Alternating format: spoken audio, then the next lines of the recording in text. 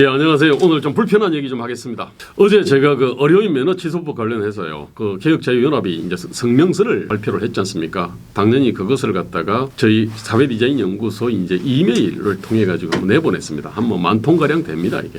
근데 그게 원래 이제 요즘 답신 잘 안 하잖아요. 근데 이제 이메일에 대해 가지고는 답신이 많이 들어왔더라고요. 한 10통이 들어왔어요. 그래서 제가 내용을 갖다가 한번 봤습니다.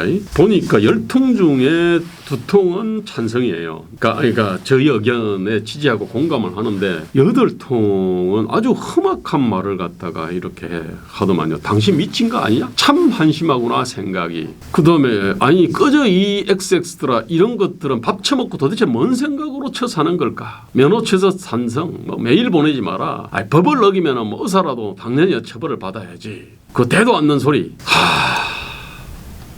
참, 이제 이런 반응을 보고요. 뭐 또 하나 뭐 그런 다른 반응이 또 있습니다. 뭐 그동안 그 의사들이 어떻게 했는지를 뭐 한번 돌아봐라 뭐 이런 것도 있는데요. 어쨌든 이런 반응을 보면서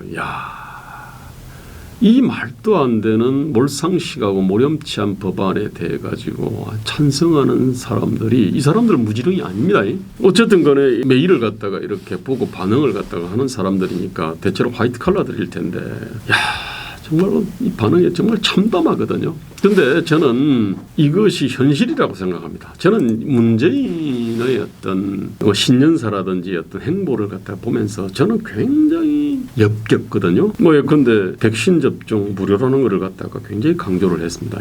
그 사실은 국민 세금으로 사실은 만든 건데. 근데 그 무료라고 하면은 사람들이 아마 뭐 좋아하니까 그렇겠죠. 그뿐만 아니라 지금 국민 사기 진작금 뭐 국민 1호 건모로 해가지고 말입니다. 그거 우리 세금이거나 아니면은 후세대가 갚아야 될 돈인데 근데 그 돈을 갖다가 흔들어댑니다. 이게 아마 4월 7일 총선 전후에서 아마 뿌릴 모양인데요. 이거 사실은 일종의 매표 행위 같은 거 아닙니까, 그죠? 포퓰리즘이죠 이게. 그런데 거기에 대해서 환호하는 사람들이 많기 때문에 이런 거거든요. 또 뭐 최근에는 그 백신 도입 쇼를 갖다가 하더라고요. 특공도 경찰 특공대 풀어가지고 도대체 그 백신 그걸 갖다가 누가 훔쳐간다고. 이게 뭐냐면 백신 구입에서 완전히 일초 참사지 않습니까? 참사를 일으키니까 그걸 갖다 가리려고 백신을 갖다가 이제 그 갖고 들어온 거를 전제로 해가지고 그걸 갖다 아주 요란하게 옹황 생쇼를 하면서 이제 그 운반하는 그런 쇼를 하는 거거든요. 아니 문제는 뭐냐면은 역겹잖아요. 상식과 양심이 있는 사람한테는 도저히 용납이 안 되는데 이런 것들이 통한다고 보기 때문에 그런 거고 실제로 저는 여론조사를 통해 가지고 난 통한다고 봅니다. 아니 그래서 저 엄청난 폭정과 실정에도 불구하고 지지율이 지금 현재 30%대 내지 40%대를 갖다가 지금 왔다 갔다 하는 거 아닙니까 이게.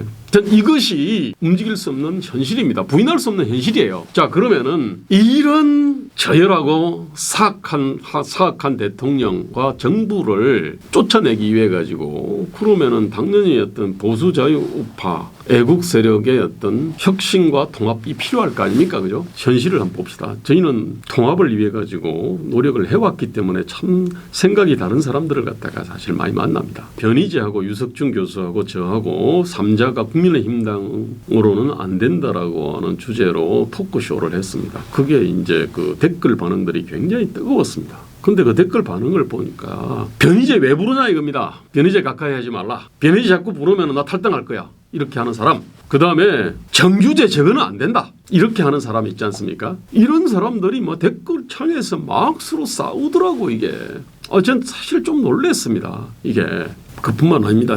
우리 공화당 근처에 있는 분들 있지 않습니까? 우리 공화당 자체가 아니라 그 근처에 있는 분들을 만나보면요. 탄핵, 역적 62명 청산을 최우선 과제로 내세웁니다. 또 반대로요. 그 역적 소리 듣는 예컨대 김무성과 그 주변의 어떤 또 뭐 이 언론인들도 있지 않습니까? 그 사람들은 반탄무리를 청산해야 된대요.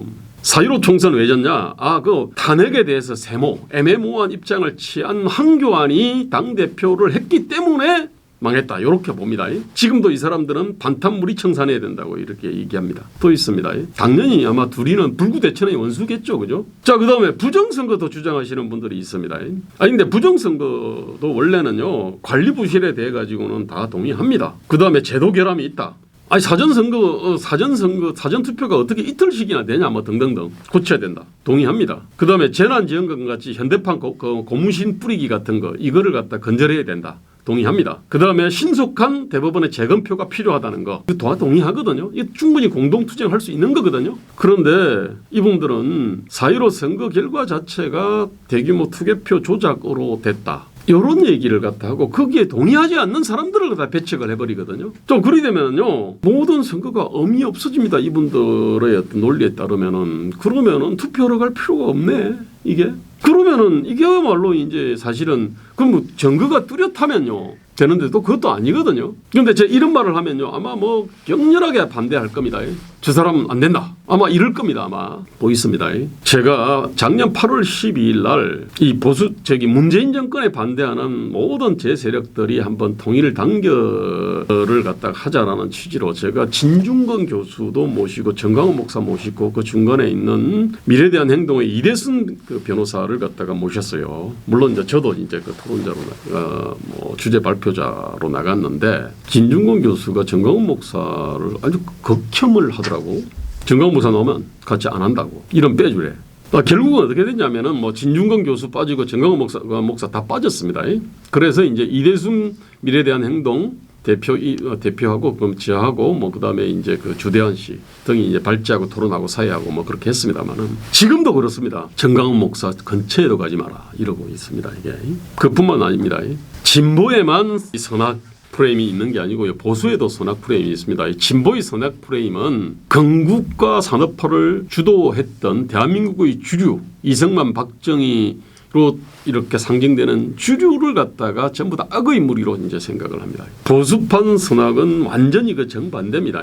자, 그러면 어떻게 되느냐면요. 김영삼, 김대중, 노무현도 다 부정합니다. 그 사람들도 좌파의 숙주로 생각을 합니다. 이명박은 그 사람들을 제대로 청산 척결을 못해서 중도 어쩌고저쩌고 하면서 그래서 문제다라고 봅니다. 이렇게 되면요. 그 기존의 반독재 민주화 운동을 깡그리 다 이렇게 부정해 버립니다. 사실은 이게 전형적인 70년대 80년대 공안검사의 시각입니다. 이렇게 되면요 사실은 국민들의 지지와 공감을 얻지를 못합니다. 자, 이런 식으로요 보수자유 우파 애국 세력이 산산조각 나 있습니다. 사분오열되어 있습니다. 당연히 오합지졸이고 지리멸멸이죠. 저는 이렇기 때문에 국민의힘당이 이쪽을 갖다가 외면합니다. 이쪽하고 절연하려고 할 수밖에 없잖아요. 이거 절연하고 그다음에 이제 중도 외연 확장하겠다고 이렇게 나오는 거고 그게 이제 본질은 민주당의 이중대화되는 거 아닙니까? 거기에 대해서 우리가 이제 분노를 갖다 하고 있지 않습니까? 이게 여러분 지금 우리 국민들의 어떤 이 감성이 엄청난 시샘과 시기, 질투, 뭔가 많이 가진 사람들, 많이 배운 사람들에 대한 시기와 질투, 시샘이 사실은 있습니다. 그래서 이자들은 끊임없이 갈라치기를 합니다.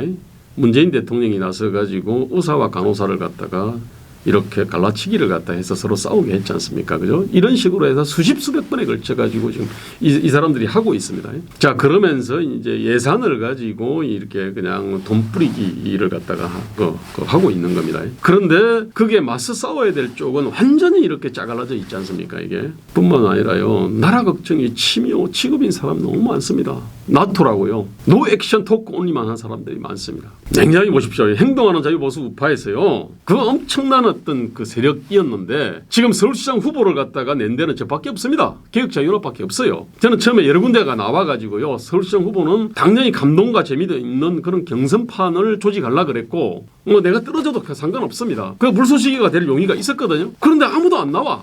저밖에 없거든요. 그러면 저 같은 사람을 갖다 불러가지고 좀 제대로 좀 검증이라도 해주면 좋을 텐데 이 사람이 지지할 만한 사람인지 후원할 만한 사람인지 그것도 안 해요. 저는 지금 심각합니다. 근원적으로는 지금 자유보수 우파 애국 세력이 완전히 서로를 갖다가 배척을 하고 배제를 하고 그러면서 4분 5열 오합지졸 지리멸멸을 한 게 제가 볼 때는 핵심적인 문제입니다. 그 때문에 국민의힘당이 민주당 이중대 행보를 하는 거고요. 그다음에 이중대가 왜 두렵겠습니까? 그러니까 이제 지금 민주당이 여러 짓거리를 갖다가 하고 있는 거 아닙니까? 이게 오만 독선 미선 거짓들을 갖다가 막 그냥 일삼고 있는 것 아닙니까? 결론을 말씀드리겠습니다. 먼저 보수자유 우파 애국 세력들이 엄중한 현실이 있지 않습니까? 이거를 갖다 직시를 하고 하나만 같아도 같이 단결한다는 생각을 갖다가 가지고 그다음에 각자 자기가 선자리에서 뭔가를 해야 됩니다. 말만 하는 게 아니고 나라 걱정만 하는 게 아니고 액션을 해야 됩니다. 당에 가입하든지 아니면 후보를 갖다가 지지하고 응원하든지 아니면은 그럴 만한 가치가 있는 사람인지를 불러가지고 검증을 하든지 그 과정에서 후보의 어떤 말이나 어떤 그 유튜브나 뭐 이걸 갖다가 자세히 좀 봐가지고요. 거기에 대해 가지고 좀 평가 검증을 하든지 아니면은 3.1절 집회에 나오든지 뭔가 액션을 해야 되거든요. 그리고 우리 목적이 뭔지를 갖다가 좀 분명하게 좀 이렇게 분명하게 해야 됩니다. 그리고 지금이 굉장히 엄중하다. 이게 우리가 딛고 서 있는 대한민국의 현실, 우리 국민들의 어떤 그 수준 이거를 갖다 정확하게 좀 봐야 된다고 생각합니다. 여기까지 하겠습니다.